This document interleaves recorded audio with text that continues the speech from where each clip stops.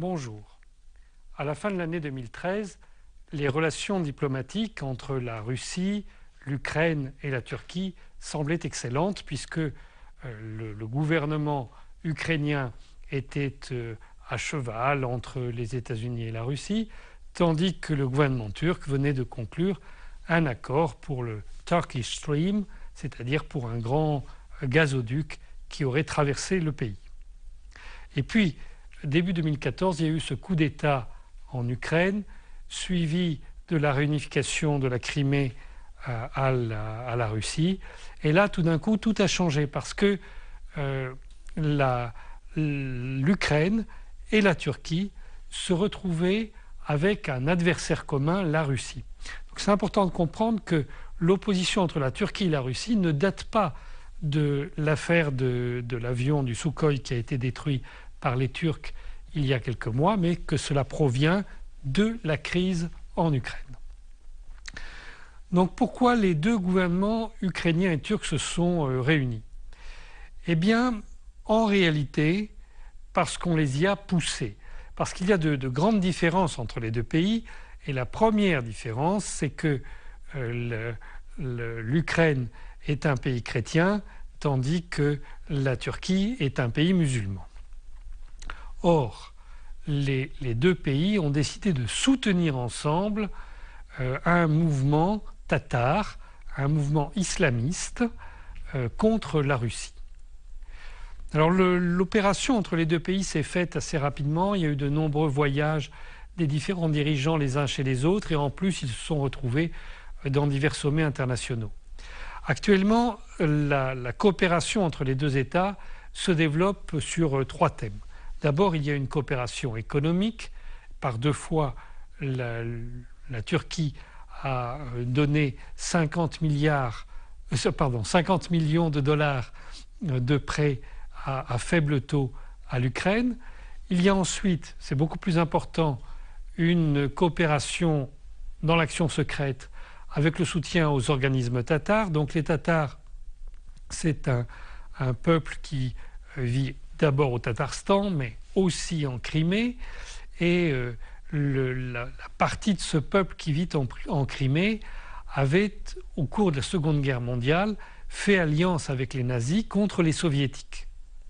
Donc à la fin de la guerre, Staline, pour les punir, les avait dispersés dans toute la Sibérie. Ils ne sont revenus en Crimée qu'assez récemment.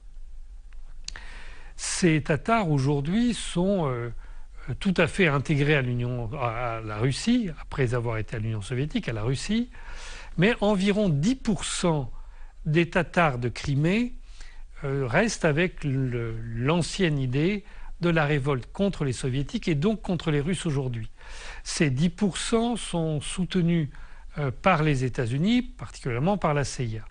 Leur leader, M. Djemilev, a été reçu un grand nombre de fois par les autorités turques. Il a notamment donné une conférence de presse commune avec M. Davutoglu juste après la réunification de la Crimée et de la Russie. Et au mois d'août dernier, le gouvernement turc, le gouvernement ukrainien ont sponsorisé ensemble un congrès des Tatars qui s'est tenu à Ankara, au cours duquel il a été décidé de créer une brigade islamiste internationale. Et là, on a fait venir des islamistes d'Al-Qaïda et de Daesh.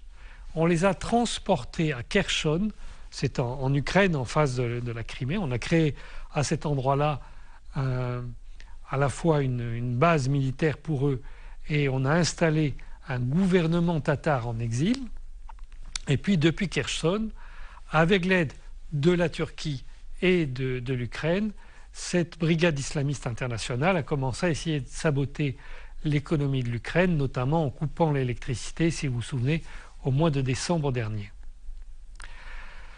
Les choses auraient pu en rester là, mais le président ukrainien, M. Poroshenko, s'est rendu le mois dernier à Ankara. Il a présidé un conseil commun des deux pays et il a été décidé d'étendre cette coopération dans le domaine militaire. Donc la Turquie vient d'armer certains bâtiment de guerre ukrainien. Et surtout, il y a eu un accord pour un échange de technologies. C'est surtout en matière d'informatique et de satellites. Alors il faut prendre cette chose-là très au sérieux parce que cela donne de nouveaux moyens à l'armée ukrainienne, notamment en matière de missiles, et certainement cela va en donner aussi à l'armée turque, puisque celle-ci va bénéficier du savoir-faire de l'ancienne industrie d'armement soviétique qui se trouvait historiquement en Ukraine. Alors on pourrait prendre ça un peu à la légère, mais apparemment la Russie prend ça très au sérieux puisque l'état-major russe vient de décider de lancer de grandes manœuvres pour se préparer à un affrontement avec des unités militaires à la fois ukrainiennes et turques, un affrontement qui pourrait avoir lieu n'importe où en mer Noire, mais peut-être aussi ici, sur le territoire syrien.